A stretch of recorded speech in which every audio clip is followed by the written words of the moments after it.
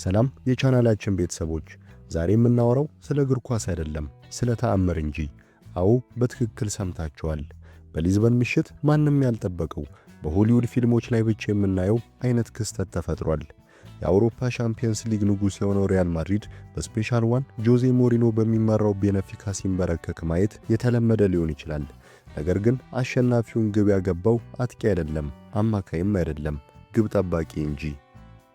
አናቶሊ ትሩቢን የቤነፊካው ግብ ጠባቂ በጭማሪ ሰዓት የሰራው ታሪክ ጆዜ ሞሪኖ ስታዲየሙን ሊያፈርስ የነበረ ጎል ነው ያሉት ያ ክስተት እንዴት ተፈጠረ? ይህ ጎል ለቤነፊካ ሕይወት መታደግ እንዴት ምክንያትስ ሊሆን ቻለ? በዛሬው ቪዲዮአችን የትላንቱ እብድ ምሽት በዝርዝር እንመለከተዋለን። አብራችሁን ቆዩ። ነገሩ እንዲህ ነው። ጨዋታው ሊጠናቀቅ የተወሰኑ ሰከንዶች ብቻ ቀርተዋል። ቤነፊካ ሪያል ማድሪድን 3-2 እየመራ ነው። ለብዙ ቡድኖች ሪያል ማድሪድን ማሸነፍ በራሱ ትልቅ ድል ነው። ነገር ግን ለቤነፊካ ይህ በቂ አልነበረም። በአዲሱ የሻምፒየንስ ሊግ ፎርማት መሰረት ቤነፊካ ወደ ቀጣዩ ዙር ለማለፍ የግድ ተጨማሪ ጎል ያስፈልገው ነበር። በጎል ልዩነቱ ከውድድሩ ለመውጣት ጫፍ ላይ ነበሩ። ከጭማሪ ደቂቃ በላይ የተጨመረ ደቂቃ ላይ ደርሷል። ቤነፊካ ፍሪ ኪክ ያገኛል። ይህ የመጨረሻ ዕድላቸው ነው። በዚህ ወሳኝ ሰዓት የቤነፊካው ግብ ጠባቂ አናቶሊ ትሩቢን የራሱን ጎል ጥሎ ወደ ሪያል ማድሪድ የግብ ክልል ሮጠ። ኳሱ ተሻማ እናም አስቆጠረው። ስቴዲየሙ በጩኸት ተናወጠ። ግብ ጠባቂው ትሩቢን በግንባሩ የለቀቃት መረቡን በጠሰችው። ውጤት 4-2። ይሄ ጎል ታዲያ ቤነፊካን ከሞት ወደ ሕይወት የመለሰ፣ ማርሴይን ከውድድሩ ያስወጣና ቤነፊካን ወደ ፕሌይኦፍ የወሰደ ታሪካዊ ጎል ሆነ። ግን እዚህ ጋር አንድ በጣም የሚያስቅና አስገራሚ ነገር አለ። ይህንን ታሪካዊ ጎል ያገባው ዩክሬናዊ ግብ ጠባቂ ጎሉ ለቡድኑ ምን ያክል ወሳኝ እንደሆነ ፈጽሞ አላወቀም ነበር። ከጎሉ ጥቂት ደቂቃዎች በፊት ትሩቢን ኳስ ይዞ በመውደቅ ሰዓት ለማባከን ሲሞክር ነበር። እሱ ያሰበው 3-2 ማሸነፋቸው ብቻ በቂ መስሎት ነበር። ነገር ግን የቡድን ጓደኞቹና አሰልጣኞቹ ወደፊት እንዲሄድ ሲጮሁበት ግራ ተጋባ። ትሩቢን ከጨዋታው በኋላ እንዲህ አለ። ምን እንደሚያስፈልገን አልገባኝም ነበር። ሁሉም ሰው ወደ እኔ እየጠቆመ ወደፊት እንዲሄድ ሲነግሩኝ ግራ ገባኝ። አንድ ተጨማሪ ጎል እንደሚያስፈልገኝ የገባኝ ያኔ ነበር። አስቡት፣ በሻምፒየንስ ሊግ ታሪክ ግብ ያገባ 5ኛ ግብ ጠባቂ ሆነ። ራሱ ትሩቢን ሲናገር ለኔ ይህ የመጀመሪያዬ ነው።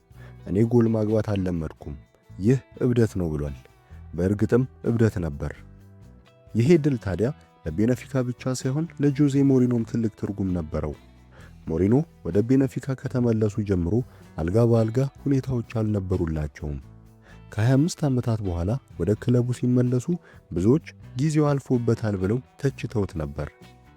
በሊጉ 3ኛ ደረጃ ላይ ይገኛሉ፣ ከፖርቶ በ10 ነጥብ ዝቅ ብለው። በሻምፒየንስ ሊጉም የመጀመሪያዎቹን 4 ጨዋታዎች ተሸንፈው ነበር። ከፖርቶ ጋር በነበራቸው የዋንጫ ጨዋታም ተሸንፈው ወድቀዋል። ነገር ግን ሞሪኖ ትልቅ ጨዋታ ይወዳሉ። የቀድሞ ክለባቸውን ሪያል ማድሪድን መግጠም ለእሳቸው ልዩ ነበር።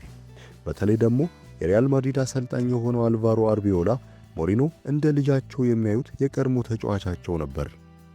ሞሪኖ ከጨዋታው በኋላ እንዲህ አሉ። ሪያል ማድሪድን ማሸነፍ ትልቅ ክብር ነው። ይህ ጎል ታሪካዊ ነው። ስቴዲየሙም ሊያፈርሰው ነበረ። ይህ ድል ሞሪኖ አሁንም ስፔሻል ዋን መሆናቸውን ያሳየ፣ ከተቺዎች አፍ ያዳናቸው ሚራክል ወይም ተአምር ነበር። የዚህ ጨዋታ ውጤት ታዲያ በሊዝበን ብቻ አልቀረም። ማንቸስተር ሲቲና ፔፕ ጋርዲዮላም ጉዳዩን በቅርበት ይከታተሉት ነበር። ምክንያቱም የቤነፊካ ማሸነፍ ለማንቸስተር ሲቲ ደረጃ ወሳኝ ነበር።